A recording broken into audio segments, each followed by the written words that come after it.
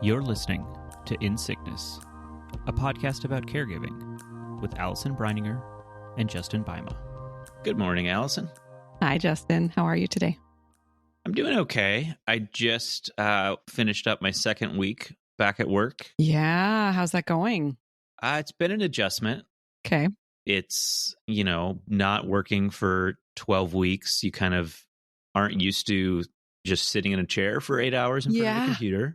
So just like that takes a toll. And it's just been like work was the big like stressful situation that like led to me needing to take the break. Yeah. And so to be back in that environment, being back in the place that caused you all that stress, it's like there's residual feelings that just kind of are there as a result of that. And so it's kind of navigating through that and trying to like be gentle with myself and like ease into things as best I can. And thankfully I've been able to mostly just have some like, here's a task, do the task. And just kind of keeping things simple, and feels like I'm easing into things a little bit. But yeah, it's an adjustment, and it's a little hard because it feels like settling into like a real long haul of just work for a long time. Like there was a sense of like existing for that period of time without work in your life. It's like I guess it's kind of like a taste of retirement almost. Yeah. Of like what that could be like. And it was great to not have work as a part of life. Right. And now it's like, well, you got, 25 years. 25 years. That's it. Just 25. No, it's like there's going to be breaks, there's between now and then. It's not just, but it's, I don't know. That was another piece of kind of settling back into things. But overall, I think things are going okay. Yeah.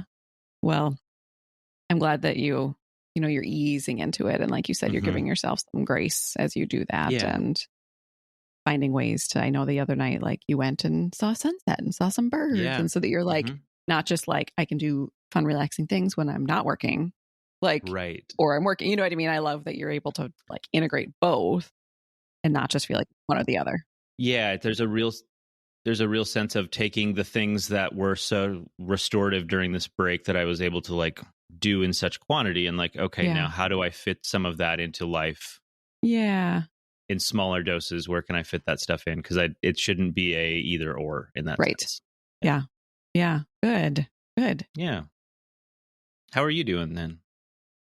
Way better than last time. Yeah. When I listened back to I know when I listened back to that episode, I was like, oh, I sounded real sad. So much, much better. I still not like 100%, but so much better than before. Great. And Sean managed to not get it, which is just incredible. A miracle. I'm so grateful for that. He did have the Evusheld, which is like an extra prophylactic thing, months ago. And that's the only thing, I mean, that I can imagine, because he was at the same conference that I was at, Right. So he stayed healthy. Maya has gotten healthy. I have gotten healthy. And we are just like loving every second of health and appreciating every morning. We actually had a friend who was going to bring their dog over for a doggy play date, and then said, he's just getting over kennel cough. Ooh. Is that okay? And I was like, oh, no. Nope. You don't need a sick dog now. We don't need a dog to be coughing. Like, so anyway, we're just enjoying this little moment of good health. Good. Although I had an eventful week in that. So I was going to do jury duty. That was a whole thing. I got out of that. And once I had, I had those weeks blocked off. And so then once I didn't have jury duty, I started filling up the calendar with all these other things. And so one of the things I did was on Monday, I think, I went in for my yearly mammogram. And then Tuesday morning got a MyChart message that was like, you have to come back. We saw something. And that's like not the way that they're supposed to tell you, first of all. Is right. That's not a great way to find that out. It's just a MyChart message. Yeah. Because they had said, we'll call you if something needs to happen. So when I saw the MyChart pop up, I was like, woohoo. And then I was like, oh no. So then I had to wait for them to call. Anyway, so then on Friday, I went back for a second round and found out that all is well. Oh, great. Which is great news. But I was strangely calm about it. And I'm not sure why. I'm trying not to question it too much. Because this is kind of my worst nightmare, is like, oh, what if I also get cancer? Then what? So I was strangely calm, which I'm just not going to question. I'm glad that I was. But I think on that Friday morning, there was a lot of like, it's this moment where this person's there with this ultrasound and you're like, my life is about to go in one of two directions, right? Two very different directions. And I'm so used to that for Sean, but to have it be for me, I was like, oh, this is just no good. So very, very glad that everything was fine. And it's kind of, it's interesting to be like, again, because that's the path I ended up going down, is this path of good news. It's like, oh yeah, that happened. Right. Right. Whereas if that's not the way it had gone, like everything would be different.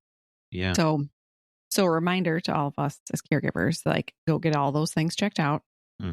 Even though it's like, that's exactly what I didn't want to have happen. Right. Is, have more stress, but now I know, and now it's good. And if it had been bad news, it would have been good to like know it early on and all that stuff. So caregivers, go get checked out. Yep. Yeah. So yeah, that was kind of the big thing this week. Glad that's over. Right. It's funny because sometimes in a week between things I read and people I coach and conversations I have, it's like patterns emerge. Right. And it's sort of like, interesting. Everybody's kind of talking about the same thing this week. And so this week, a word that I saw in a lot of conversations and in conversations I had with people was the word resentment. And so I was thinking that's something we could talk about today, because I hear that a lot from caregivers, and I think there's a lot there. And so I was thinking that that's something that we could talk about today. I did, just to make sure that I was like on the right path, I looked up the definition of resentment. And what was interesting is that some of the synonyms for resentment were bitterness, indignation, and irritation. So with that, I think it's just, that's kind of an interesting place to anchor ourselves as we get into this conversation. But when you think about that, like either in your own life or what you know about caregivers, like how does that sit with you thinking about resentment and caregiving, either in your life or in other stuff that you've like read or experienced? Right. Yeah. Resentment feels like one of those things that you aren't supposed to talk about as a caregiver, kind of. Like there is to acknowledge it is a sense that like you're failing as a caregiver like you're supposed to. And this is not what I think is true, but there can be a sense that like you have to approach this as like joyful and like all of those kind of feelings. And that if you feel any resentment or anger or frustration, like something's wrong with you. Yes. And so a couple things with that, like one, as we talk about resentment, like I want to acknowledge that it can be a sensitive topic, I think. And for like one, for kind of what I just described, but I think also for the people we're caring for, like I can imagine that would be a real like fear or worry because it is their illness that has caused this cataclysmic life change. That the people around them would resent that or resent them. And like that should not be the case. But like I want to acknowledge that fear is probably there. In a real way. And also the other thing that I want to kind of lead off with, I think, is that we get hung up on like emotions being positive and negative. And I think, and like resentment, this is a negative emotion, and like negative emotions are bad and we shouldn't be feeling these. But I think that at least on the onset of the emotion, I think that emotions are more or less neutral.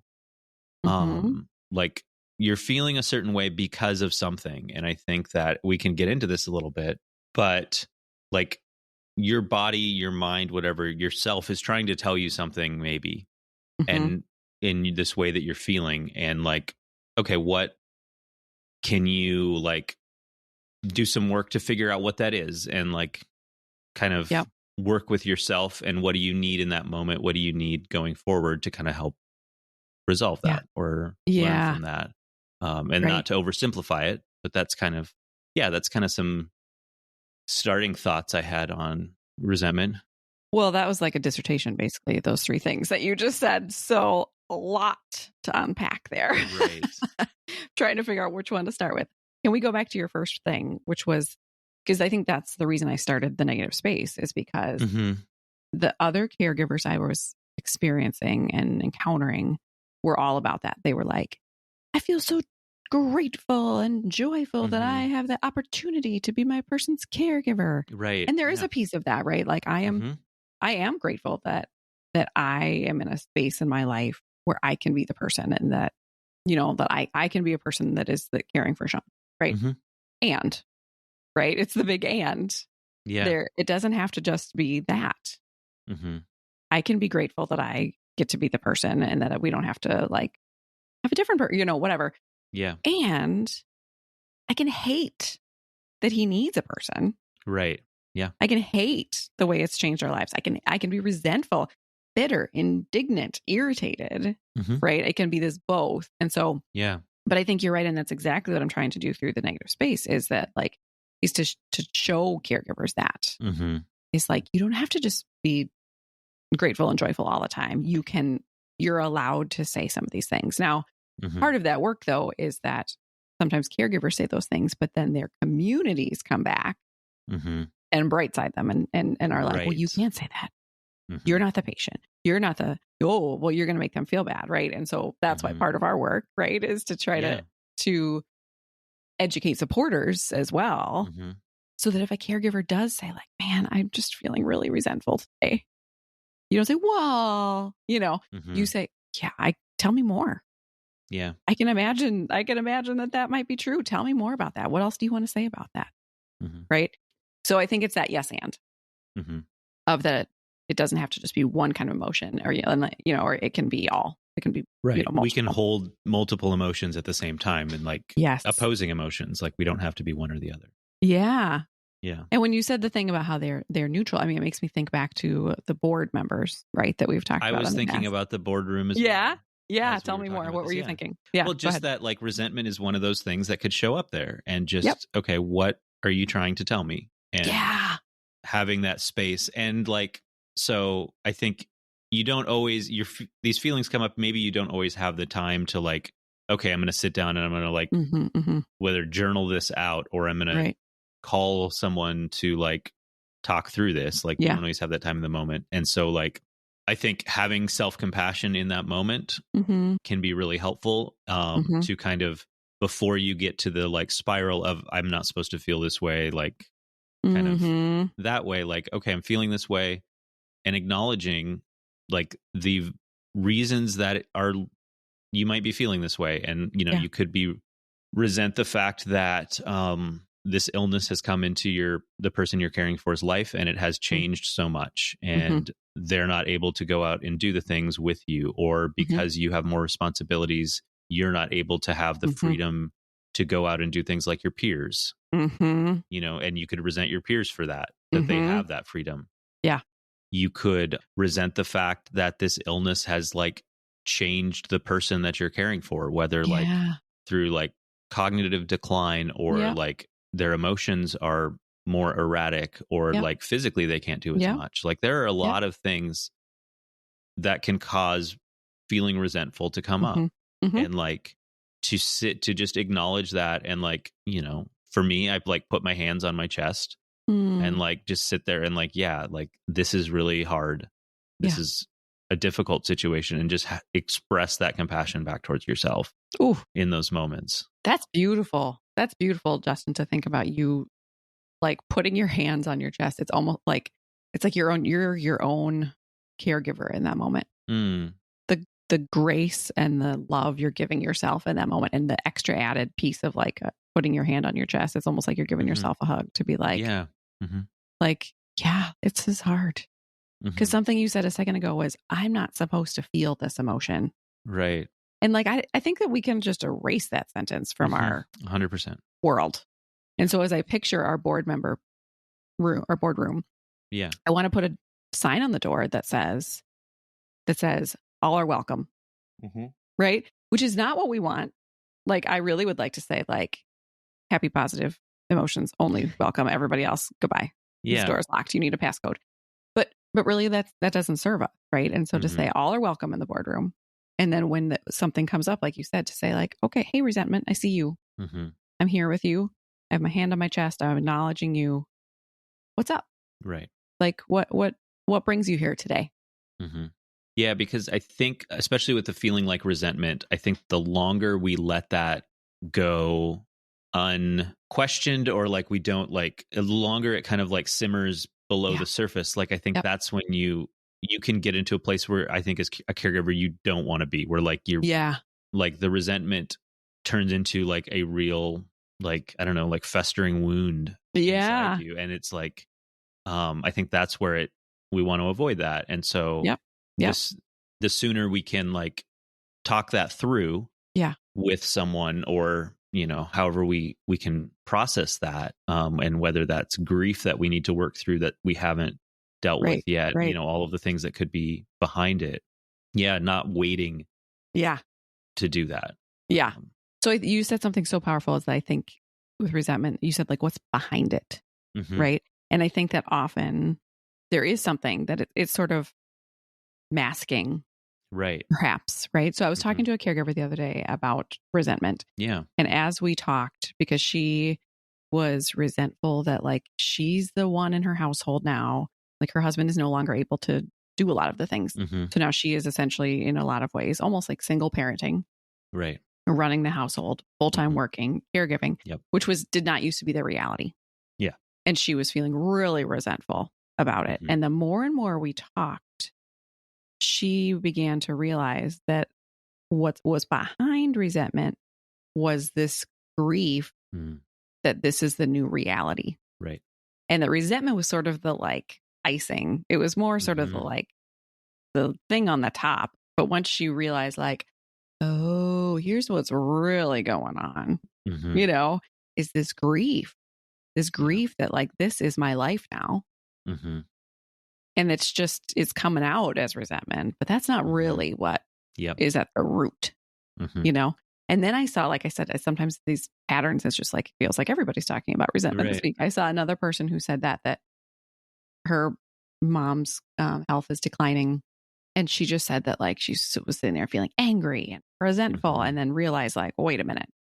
And then realized like, oh, again, for her, it was like the grief, and just said like, I just got to sit here in the real feelings. And not that resentment isn't a real feeling. Yeah. But I think it often can be, like I said, the icing, sort of the like what shows up. It's like a second order feeling. Yeah. Sort of thing. Yeah. Yeah, exactly. Like what shows up when something deeper is going on. Right. And so I think about, you know, you and I talk about anxiety a lot, and I think like anxiety takes up so much energy, right? When I'm anxious, it like burns so much energy. And so I think about resentment. Like resentment can also be such an energy burner. And so how much energy in our day are we giving over to this resentment? Right. How much energy is it taking? And so like how much power are we giving it? Right. And so that person that I talked to who was feeling resentful and realized that actually it's the grief, decided that she's going to, when she feels that bubbling up, she's going to start to say, I get to choose how I spend my energy. She's going to try it. I mean, we'll see, right? If it works. But that as she does that, to say like, I could choose to be resentful right now, or I could choose something else. And that makes it sound way easier than it is. Yeah. And I don't want to simplify it that far. But I think it's important when we see it bubbling up to be like, okay, what's our tool? What can we say to ourselves, or what can we do to be like, dang it, resentment, I'm not going to let you burn up all my energy today. I would like to use that on something else. Yeah. You know? What do you think? Like if you're in a moment and you feel it like, is there, and maybe it's the hand on the chest, or is there anything that you, or I guess I should ask, are there moments when you yourself feel resentful? Have you experienced that yourself? Yeah. I mean, I think it's only natural to have those feelings. And I'm, you know, even not as a caregiver, like people feel, you know, you don't need to be a caregiver to experience resentment. For sure. But I mean, when you're in a situation where there's so much that feels like things are out of your control, and like things have changed so much, and you're in this new direction, and you're trying to process, like part of you is holding on to like, this is just a detour, another, when you need to kind of accept the reality that you're on a new path now. And there's a lot of reasons for that. And so, that's something I've felt before. It's something I continue to feel. I think it is, I mean, to be honest, it is something that I still have a lot of feelings of like, uneasiness about feeling that way. Like I shouldn't be feeling that way. Like that's still that there's a real like ingrained sense of like feeling guilty. Yeah. For feeling resentment. Yeah. It feels like something you can't just talk to anybody about that you're feeling resentful about it. And even like, you know, as I mentioned before, with like wanting to be sensitive to like, I think a real fear of the people we're caring for is that like that there could be resentment towards them in the situation. And like that feels like a really hard thing that they would have to like be facing and dealing with. And so like when I feel resentful, like I don't want to, or I'm hesitant to like bring that up to Sarah. Yeah. Because I don't want to feed into that if that's something that she's worried or concerned or like put that in her mind. Yeah. And it also, I think, goes back to like we've talked about many, many times is like the ring theory. Like in that moment, like I'm one ring out from her. And this is me needing to vent or dump about the situation that we're in. And so like often that might be a friend. It's probably most often therapy for me is where I can work through and process that. And so like that's kind of where I deal with it. And so it's still, you know, I talk, you know, put my hands on my chest and feel self-compassion. Like it's not like I have mastered this and in every moment like that's what I'm in. There's still certainly times where it's like, I feel this coming up, like, push that down. Like, I'm not supposed to feel that way. It's an ongoing process for sure. Yeah. See, there's that sentence again. I'm not supposed to feel this way. I know. Yeah. And that's just like, man, if we see emotions as almost like little messengers, right? So like if I go into my boardroom and I'm like, who's here today? Oh, interesting. What are you here to tell me? What message did you bring? Like resentment? I haven't seen you for a while. Cool. What are you here for, buddy? You know? Yeah. Like they're messengers instead of being like, oh, I did something wrong, or I'm not supposed to feel this, or I'm not, you know, like our bodies are so smart. Right. And our emotions are so smart. And so if we let them come in, and I'm preaching this to myself because I don't like unpleasant emotions myself. So I'm preaching this to myself as well. If we let them come in and let ourselves be like, what are you here for? What can we do with that? I think that's important. Yeah. You know, have that curiosity shift. Even. Yeah. I think something I try to think about, and something a phrase that we've used over the years is like, I'm not mad at you. I'm mad at the situation, you know, because it's not like I know that Sean wishes that he had all kinds of energy and stamina. He wishes that every time the dishwasher was finished, he had the energy to go unload it, or he could do the shoveling, or you know what I mean? He wishes he could do those things. And he is his own worst critic and feels terrible that he can't. Right. So it's not like I've got this like bum of a husband who's just like chilling on the couch, you know, and is like, I'm just not going to help because I don't feel like it. You know what I mean? Like he wants to be. Yeah. And so I try to shift my resentment towards like the situation that we're in, and as opposed to like the human. Right. But I know something you said earlier is like, but the human could be like, but it's my disease. You know, I'm the reason. But it feels a little more removed to be like, dang it, Fanconi. Yeah. Instead of like, dang it, Sean. Right. But I think where it comes up the most for me is that sometimes I'm like, I'm the doer of all the things. And we had, you know, 10 years or ish of our life, of our marriage, where he was well, and we were able to divide things evenly pretty much. And you know what I mean? And so sometimes when I'm like, all the things are on me, and all, you know, in addition to the caregiving, but like all the life things are on me, that's when it can feel like, duh, I am just one person. You know, and so to try to, and I think it's an interesting thing that I should think about more, but how much of that is the grief of like, this isn't the way I thought it was going to be. This isn't what we planned, you know? Yeah. And so that's the deeper thing. And then like the higher, or the like, you know, outer layer of that is that bitterness and irritation and resentment of, you know, that's where it kind of comes up. But that's where I experience it the most. is I think when I think about my list, my backpack and how heavy my backpack of rocks is. But you're right that I hesitate or don't say to Sean, like, I'm feeling really resentful that I have to do all the things. Because I know he's already over there feeling terrible about it. Yeah. And so I'm not going to add the confirmation of that to him by saying, here's how I feel. Right. So I think that ring theory thing is really important in that moment to be able to, like, I could go to you and be like, hey, Justin, here's how I'm feeling today. Yeah. So that my feelings are, or I could go to my board member, my in my mind, my board or whatever.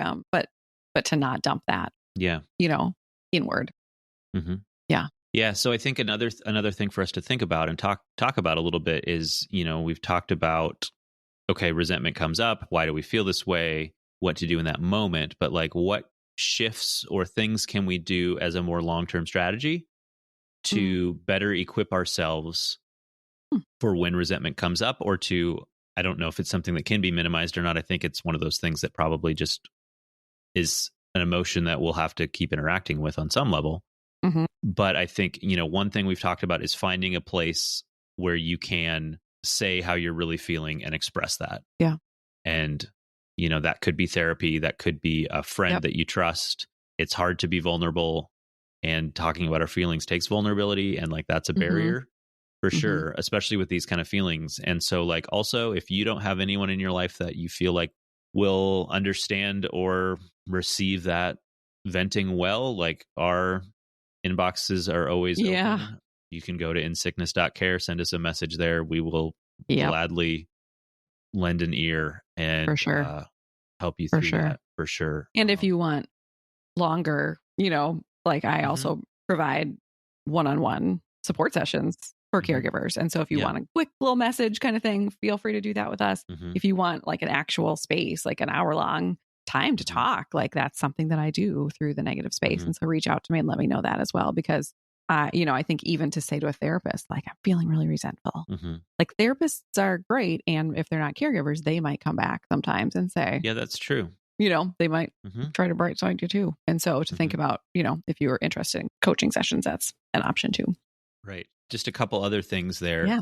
For me, something that I think has been helpful is, as much as me and Sarah can, to find time and ways to do things and have experiences where it doesn't feel like the caregiver caree dynamic is there. Things, in smaller pieces, but things that feel like we're part of our old life. This past week we were able to take Mosey and go to get some dinner and sit on the patio at a brewery and just kind of have a moment that felt like a lot of the before times. And so I think building some of those things in, so smart.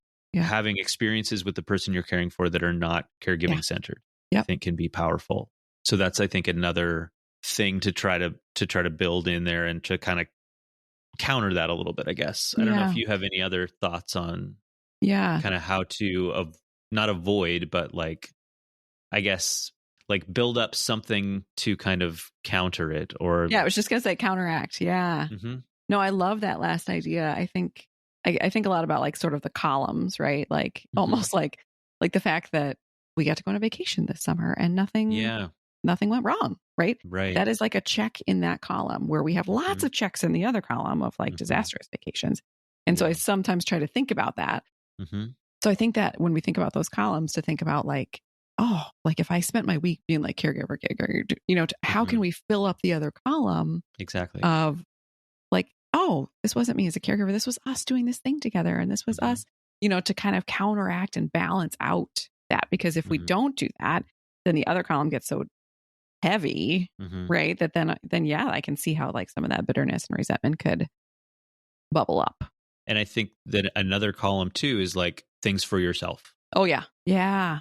Like space away from caregiving. It's okay to have space away from the person you're caring for. Yep. Whether that's some form of self-care, as much as that's whatever that means these days, or if it's just, you don't have to call it that. You can go out for dinner with yourself if that's something you like to do. You can, like I like to do, go out into nature and just get an hour and a half or something, just a little bit of time away. But that's another bucket to fill that I think will help. Yes. Yeah. So smart. Yes.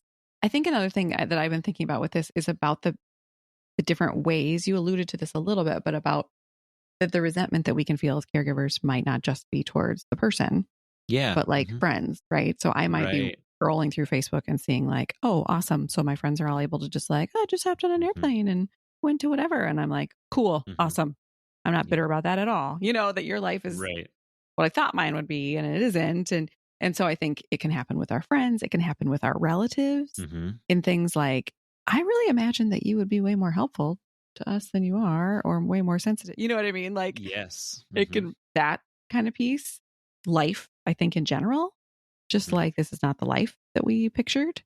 I think doctors, like, or the medical staff, like I just have a friend whose child is in the middle of a bone marrow transplant, and she did some research and realized that the team had made a mistake because of research she did. And it's like, think about the resentment of that, of like, friends, we are paying you. You are the well-trained ones. I'm the mom over here. I should not be the one, Right. So I think just to also recognize that as a caregiver, as a human, the resentment can come up in a lot of different that's great facets of our life and not just at our person. Yeah, for sure. And so I think to recognize because your initial question was like, okay, long term, like what are the things that we can learn and we can do? And so I think part of it is like, I want us to erase that sentence. This is not an emotion I should be feeling. I think that sentence just needs to like be destroyed. Yeah. I think we need to realize that we are all humans and that the emotions are going to happen. I think to think about what are the emotions telling us, to see our emotions as messengers, to think about, is there a deeper emotion hiding behind it? Right? Is this resentment showing up, but really it's grief, or really it's this, or really it's that, like to ask ourselves some of those things. Yeah.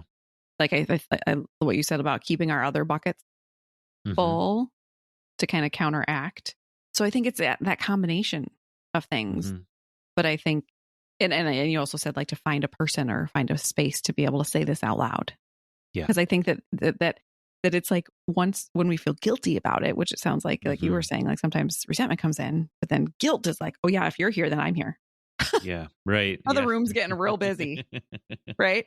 And it's a whole extra emotion of now guilt that we didn't need that either. And so to give ourselves some grace that of course we're going to feel resentment sometimes, all those different parties in our lives. Yeah. That's okay. And, think about like, how can we process through that so it's not burning up so much energy in our lives? Because I think that's a thing, is we can just walk around and yeah. Right. And then that's just like burning up all this energy that we don't have extra energy to burn up. Right. I'm wondering about supporters. Yeah. So I have a thought on that. Yeah, please. You had previously mentioned like, if as a supporter, if someone is sharing with you that they're feeling resentful or whatever the emotion is, not to brightside them. But I think to take that a step further, and like if you are constantly trying to give a silver lining or like bright side, or just the way that you are responding to them, giving them that sense that like they should, always be looking at the bright side and like at least this, and, caregiving should be this like thing that you feel like so fortunate that you're the one that gets to care for them. Like you're not creating a space where they can share. You're reinforcing that that's not something for them to talk about and feel. And so to not do that, to like respond in a way that like, yeah, what you're facing is really hard, and I imagine there's a lot of feelings around that. And to like we've talked about with people and toxic positivity, like to not let your discomfort with what they're sharing or their situation, like to not give them a silver lining, which is often a way for you to just feel better about the situation yourself. Yep. But to show up like in a real way for them. Yeah. Yeah. And so I think too, again, like so many things, it's just what can you take off a caregiver's plate? Like caregivers are overloaded, and that feeling of overloaded can lead to feeling resentful. Like you can feel resentful that the people around you in your life aren't showing up. So show up. Yeah. Help them out. I think that can be a big thing too. If you have the relationship with them and the rapport and like have that like have established that, it's a space, you're a space for them where they can be vulnerable, like certainly be that ear for them to let them share about these hardships. And, if you are that space, ask them how they're doing. And if that's, something that you're comfortable and they're comfortable with you in that sense. Yeah. Yeah. So good. I love what you said about the showing up part, because you're right that I feel the most resentful when my to-do list is too long and I'm like running around the house trying to do all the things. Mm-hmm. Right. Yeah. And I'm like, I'm the only one. Right. And so like, if my list was shorter, I think I would feel calmer, like all those things. Right. And then if someone took something on my plate, maybe I could fill up my bucket and exactly. Yeah. All of that. I wonder too, I mean, if you're a supporter and you're listening to this, one strategy might be to send this podcast to a caregiver, Oh yeah, that's great. Mm-hmm. You could say like, hey, I just listened to this thing about resentment and thought maybe it might resonate with you, or maybe, that might be a feeling that you have as a caregiver. Yeah. And so just wanted to send you, because I mean, if somebody sent, I would feel really seen, I think, to be like, oh, wow, they were thinking of me and they realized that like, this might be something that I feel, So if you're like, oh, well, if I have the words, like, let us have the words, exactly. Yeah. You that's just great. Be like, send it. But I love too what you said about like, part of it is like, if someone comes to you and says, I'm feeling like this, to like, what's your response? How can you have that response? But also like to let them know that you're a soft place to land, and so how can all the conversations you're having sort of show that to them? Yeah. So that they even feel like they can ever say something, Yeah, for sure. For sure. Oh, good stuff. I think. Yeah. Yeah. That boardroom, man, that's a powerful